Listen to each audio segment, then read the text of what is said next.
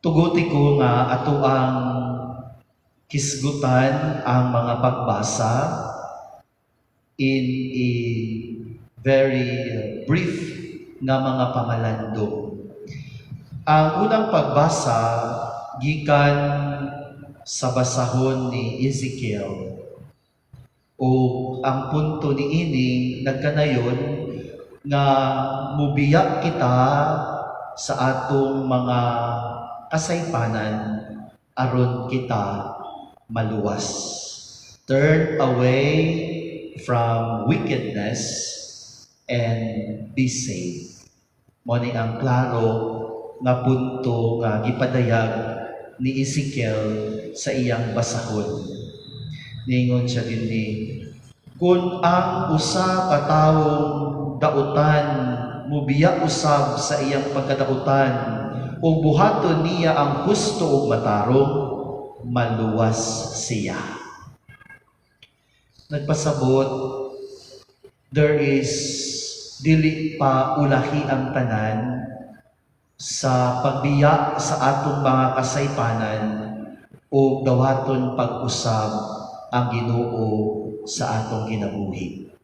Ang Ginoo naghulat kanunay kanato sa atong pagbalik kaniya ug andam siya nga musaknay ug mugakos kanato sa iyang sabakan. Ikaduha, kining gikan sa sulat ni San Pablo ngadto sa taga Filipos. Nindot kaayo ning maong basahon ug kanunay natong madungog every kanang September 14 kanang Triumph of the Cross o panahon sa Kwaresma. Labi na sa Holy Week kini nga mapagbasa. O kini basahon sa ni San Pablo sa taga Filipos usa ang gipadayag nga dako kaayo. This is a strange theme sa duha ka mga sa tulo ka mga pagbasa. Kini naghisgot about kining pagkamapaubsanon. And kining the example sa usa ka mapaubsanon walay lain ang Ginoo. Nganuman kay gi-empty niya ang iyahang pagka-Dios, nagpakatao uban kanato, gi-experience niya ang atong pagkatawhanon o migahin sa iyang kaugalingon alang kanato. Accordingly, matod pa, Philippians usa sa pinakapaborito nga community ni San Pablo. Unya, ningon si San Pablo kanila, alang kanako o para kanako, preserve your unity. Kay matod pa, nagkahiusa gayon ang mga taga-Filipos. O si San Pablo, iyahang gi-exhort na pabilin kamo sa inyuhang unity. Preserve your unity. And this is what very beautiful sa pagpadayag ni San Pablo sa taga-Filipos. And be one in mind with Jesus. And be one in mind with Jesus and imitate His example of humility.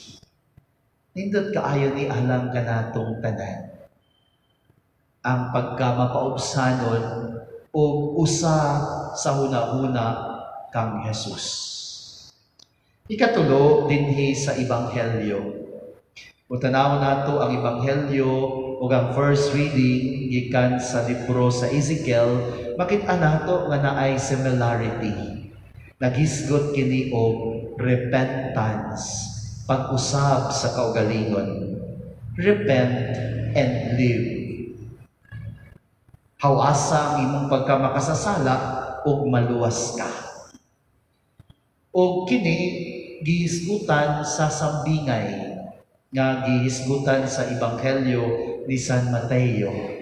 Ang magulang miingon nga dili ko moadto sa parasan, pero nabag-o siya, namalandong siya, nagrepent siya, unya niadto siya sa parasan. There is a change of heart.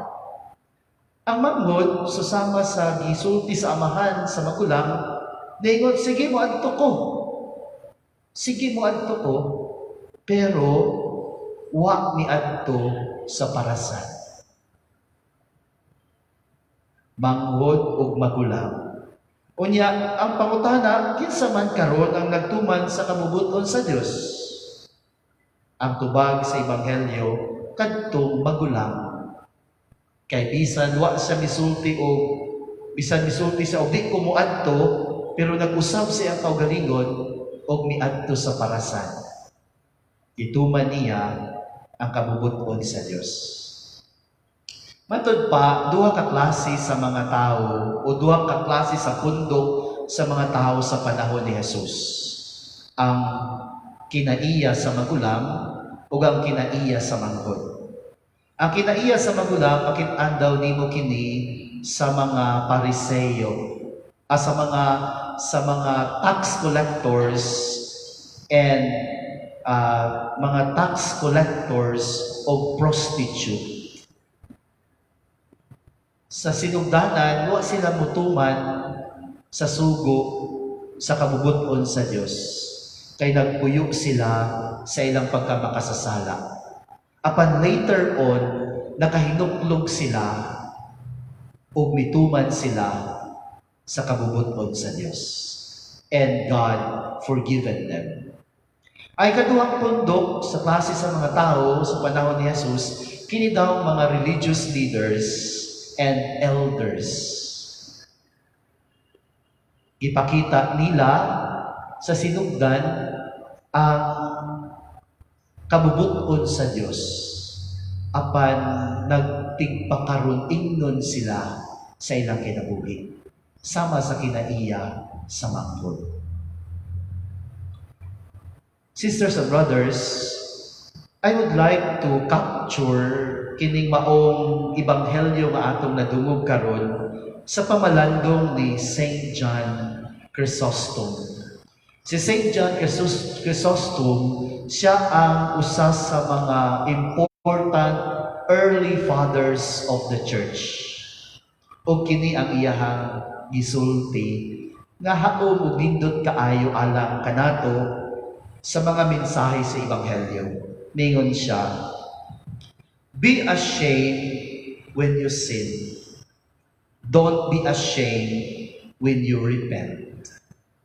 Ayaw maulaw ka kung nakasala ka. Apan ayaw kaulaw kung maghidulsol ka.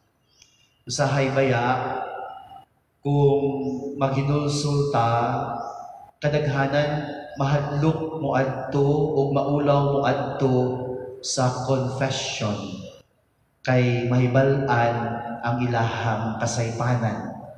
Nindot kaayo ang pulong ni Saint John Chrysostom. Be ashamed when you sin. Don't be ashamed when you repent. O mingon siya, to repent means to have a change, to have a change of heart and mind. It is not simply a feeling of sorrow, but a psycho-spiritual growth away from evil, away from death, and turning to God, turning to life. So ang paghinulsol, matod pa, dili lang ni siya usa ka pagbati, kundi usa ka spiritual nga paglambo, palayo sa dautan, palayo sa kamatayon, o paduol sa Ginoo o kinabuhi. O mipadayon siya. This is very beautiful. Naingon si Saint John Chrysostom. Sin is the wound.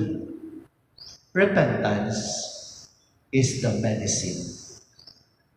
Sin is the wound, repentance is the medicine. Kung nakasayop kita, na kinahanglan kita paginulsol o pagpangayo pasaylo. O bipadayon siya. Sin is followed by shame. Pagkahumani mo sa imo sayop, maulaw ka. Pero this is beautiful. Repentance is followed by boldness. Ug ihang gi-explain. Boldness means to beg God for undeserved mercy.